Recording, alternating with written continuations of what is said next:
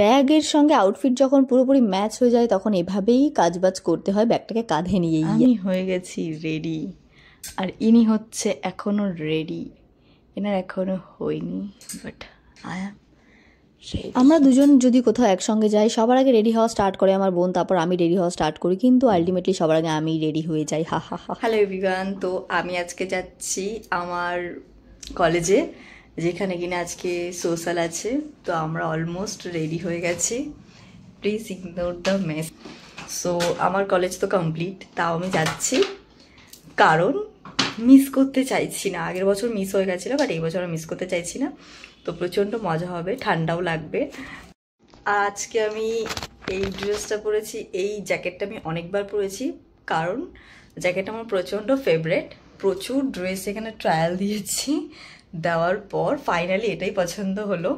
আর ঠান্ডাটা যেহেতু অনেকটা, তো সেই জন্য ভাবছিলাম যে কি পরবো, সেটা নিয়ে একটা টেনশন ছিল। বাট নাচ গান তো হবে, ওখানে প্রচণ্ড গরম লাগবে, তাই হাই নেক টাইপের গলা তোলা কিছুই পরলাম না, কারণ আমার গলা তোলা কিছুতে প্রচণ্ড প্রবলেম হয়, মানে মাথা ঘুরে যায় এরকম হয়, তো সেই জন্য পরলাম না।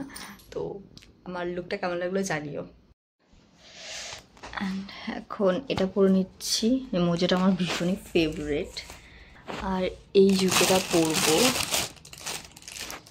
এই জায়গাটা খুবই তাড়াতাড়ি একটা ব্যবস্থা করতে চলেছি, এখন কিছু করছি না, জাস্ট এই জুতোটা পরবো এখন।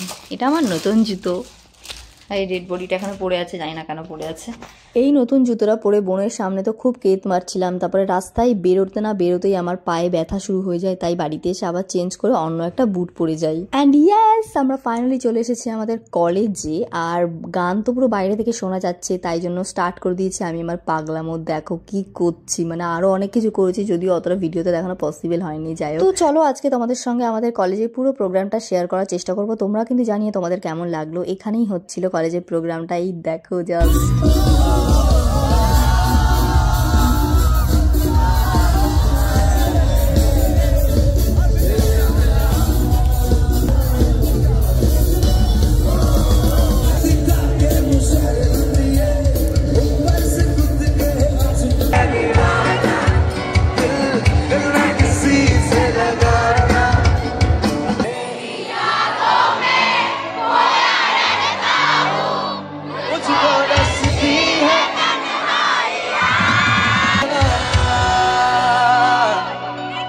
जरा सा ख्वाबों में सजा दो,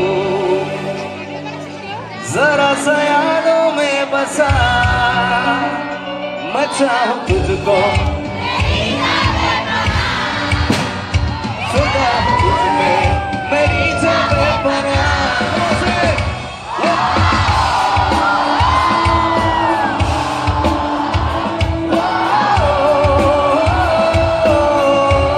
जरा सी दिल में दे जगा तू, जरा सा अपना ले बना, प्यार की कसमें मेरा हर लम्हा,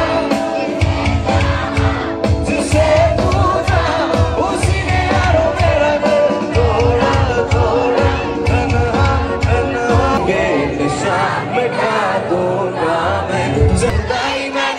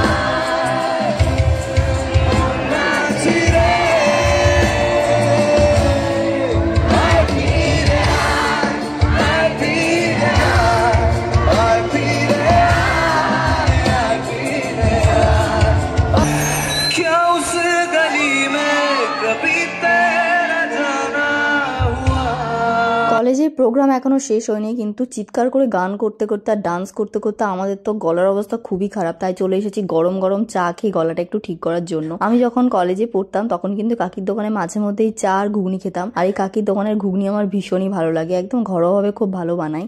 তো গরম গরম চা আর ঘুগনি খেয়ে গলার অবস্থাটা ঠিক করে বাড়িতেই চলে আসলাম, কারণ অনেকটা লেটও হয়ে গেছিল আর প্রোগ্রাম চলছিল, বাট আমরা চলে এসেছি। আর এর আগে অনন্যা বলে একজন প্রোগ্রাম করেছে, বাট তখন আমরা আসিনি। যাই হোক, আমরা এখন বাড়িতে যাওয়ার জন্য এসেছি, বাস তো পেলাম না, তারপর আমরা হেঁটে হেঁটে চৌমাথা অব্দি আসলাম। আর চৌমাথা যাচ্ছি মানে বুঝতেই পারছো যে একটু খাওয়া দাওয়া তো হবে। तो हम लोगों को बस नहीं मिला, तो इसलिए हम पैदल चल रहे हैं अब।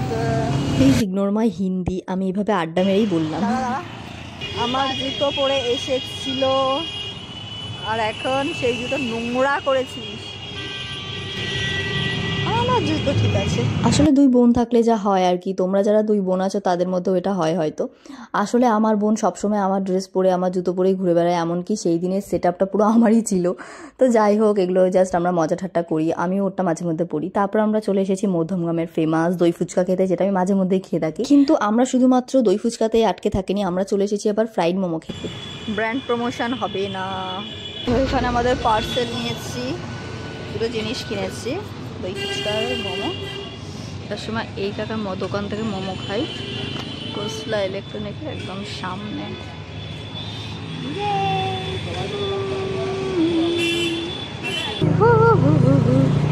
এই গাছটা একদিন চুরি করবো ওখান থেকে গাইস। এই যে আমাদের মিশন কমপ্লিট। আর আসার সময় আমরা খুব খুশি হয়ে গেছিলাম, কারণ একটা বাড়িতে এরকম বড় রাবার প্ল্যান্ট ছিল, সেখান থেকে কয়েকটা ডাল ভেঙে নিয়ে এসেছি, যদিও কাউকে পাইনি তাই পারমিশন নেওয়া হয়নি।